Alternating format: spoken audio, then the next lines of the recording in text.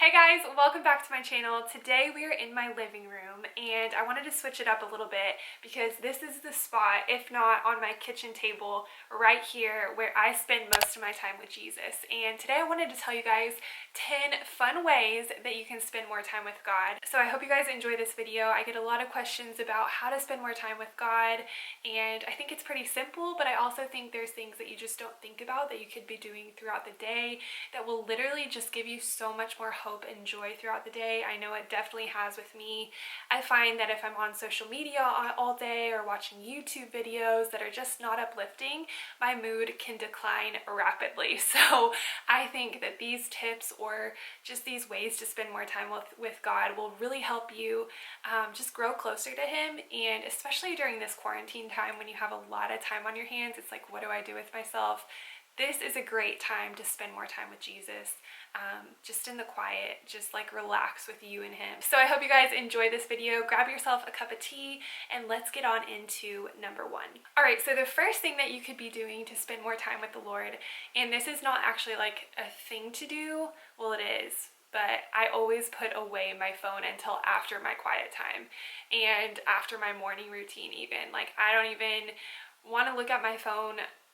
Normally I don't even have my phone by my bed, but lately since I've been having to wake up with the puppy in the middle of the night, I have been sleeping with my phone just because it's my alarm, which I kind of hate because I automatically find myself like turning to my phone first thing in the morning and grabbing it.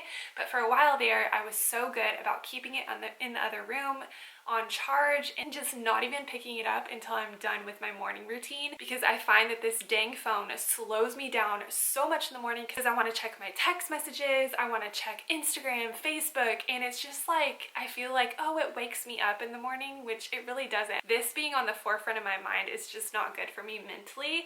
So to put Jesus on the forefront of my mind, I literally need to physically separate this from me, like keep it in another room, or else I will be on it all morning. So yes, a lot of us, especially in this day and age, we can make our gods our phone, and to avoid that I have to put it in another room because I just am like, oh, I need to look this up real quick, I need to Google this, oh, I need to text this person, and it prolongs my day so much more than it needs to be. And I find that I spend way less time with God when I have this hanging out or hanging around. So get rid of that. So one more way to spend more time with God is to wake up early. I know so many people have trouble with this, and I'm not saying you have to spend time with God in the morning, but just for the majority of people around me, I know that the morning is the first thing that kind of sets the tone for your day.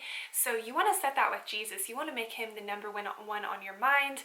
You want to just make Him the center of your day, and I find that waking up and starting with Him really just sets my day up for the best. That's one of the biggest things I would recommend, is wake up early.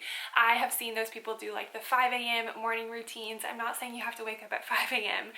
I've done that before, and I swear I get to spend way more time with God. When I wake up early, I just have the most peaceful mornings, because I notice like it's just good for my soul to be able to like relax in the presence of God. And like when the house is kind of noisy and it's like time for breakfast, it's just like anxiety starts to fill me, and I just feel like I just don't get as much time with God. So waking up early really helps me just have that quiet morning with Him, where I'm not like rushing around to make breakfast or feed the dog or make Kyle breakfast, and it's just really relaxing. So wake up early. Number 3 is to find a Bible study or book of the Bible that you're excited to dive into, and this one is one of my favorites. There are so many books in this one big book that you can dive into and read. I would highly recommend getting a study Bible. It just really helps me throughout my reading. I've showed you guys in my quiet time routine that kind of what I do. So if you guys want to watch that video, I'll put a little card right here and then link it in the description box down below. But I love having a study Bible because if I have any questions while I'm reading, I just jump down here and just read. It just kind of tells you more about the history about that verse and the meaning behind that verse. Keep in mind that these are people that write these study Bibles, so everything might not be perfect. But yeah, it's kind of just like their take on scripture. So finding a book in the Bible that you're excited to get up and read is awesome. I love the book of Acts. If you guys haven't read Acts yet, it's amazing. It's so interesting. If you're new to reading the Bible, I would recommend reading John, and then Acts, and then Romans. Romans is a tough one, but it is so good. It's so necessary. And then a study that I always recommend, you guys are going to get tired of me saying, but it's the Seamless study, and I actually have it right here. And I love it so much. This will be my second time going through it. It's by Angie Smith, and there was free videos online, free YouTube videos that go along with the study, but they just made them private. If you go onto lifeway.com, you can rent the videos. When I went on with my phone, it was $2.99, and then when I went on with my computer, it was $3.99. But the videos that go along with this are so good. This study right here has made me understand the Bible so much more, so I'd highly recommend this one. This one is for adults, and then they also have one for teens as well that I think is pink. So number 4 is a prayer journal, and I started doing this around, actually like right before I got married. I had a prayer journal. So it's very simple. It just is like what it sounds. I just write my prayers down in this journal. I'll do a video all about it where I kind of get a little bit more specific.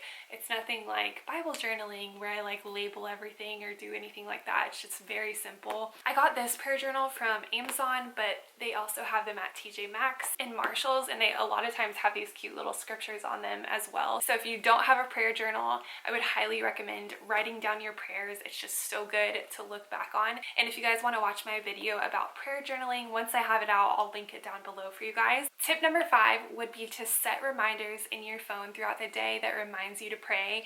I know that sometimes I get so like busy throughout my day that I'm like, oh yeah, instead of being anxious about this, I can just pray about it. So when I have those reminders in my phone, just to remind me like, hey, say a prayer, those are really good, and they don't have to be long drawn out prayers. They can be little quick prayers in your head. Just setting a few reminders throughout the day, like little alarms or whatever, really helps me just remember to pray, especially when the day gets busy and I feel like that anxiety coming and like I'm not getting enough done. It's just a good way to like recenter my mind onto what is truly important. The next way that you can spend more time with God is to listen to podcasts. And for some reason, I always hate turning on a podcast, and then once I turn it on, I'm like, oh my gosh, why did I not do this forever ago?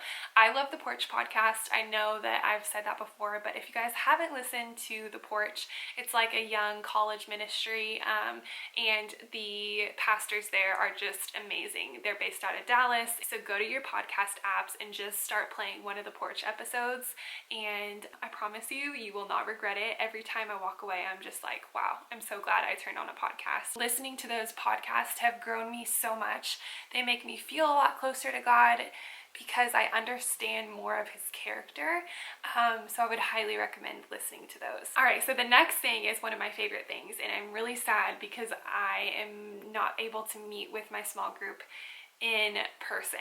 But one of my top things that I would recommend is joining a small group. I love my small group girls so much, and I think it's so important to surround yourself with other women who can just build you up and teach you about the character of Christ, and you can all just dive in your Bibles and your word together and just discuss it, and kind of bounce things off each other and pray for each other. I think it's so important, and just having those women I can depend on when I need prayer and I can just go to when I have questions. It's just grown my relationship with Jesus so much. And so I get so excited on Tuesday nights when it's like time to go to Bible study, because we just have such a good time when we're there. And lately we haven't been able to meet in person, so we've been doing Zoom meetings. So if you guys want to get involved in a small group right now and you guys have a home church, I would recommend writing to them and being like, hey, do you guys have a small group I can get involved in, and are they doing anything right now, like Zoom meetings? I would just talk to the leader of the group and see if you can get involved that way. But it has been so great. I've loved the Zoom meetings too because I can see everyone's faces,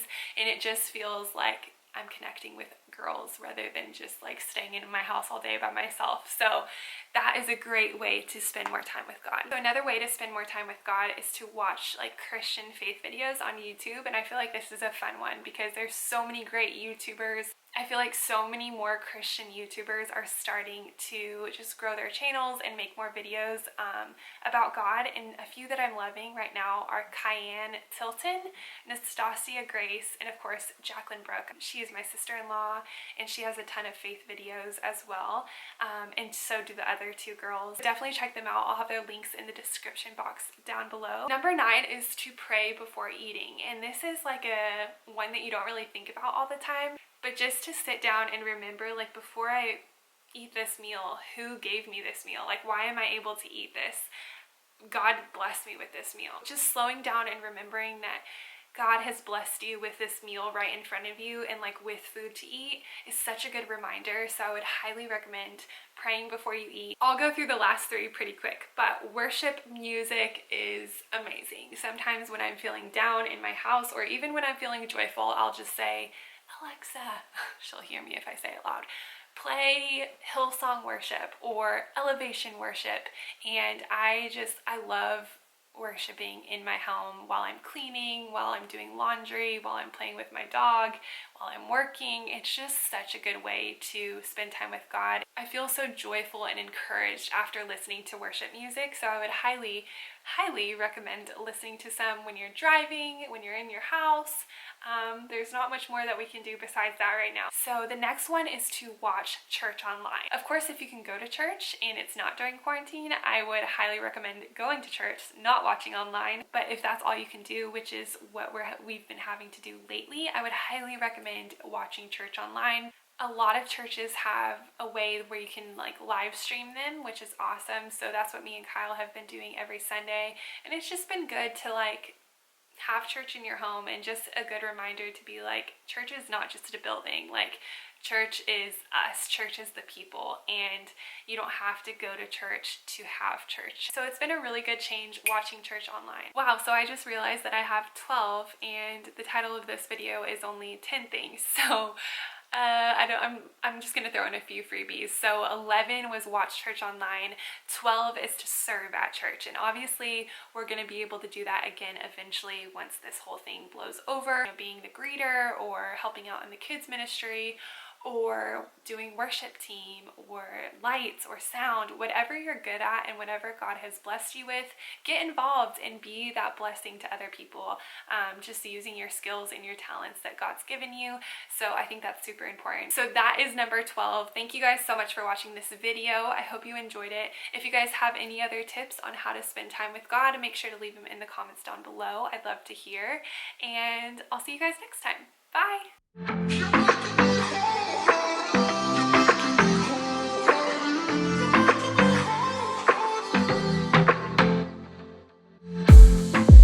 I saw the city passing by my window.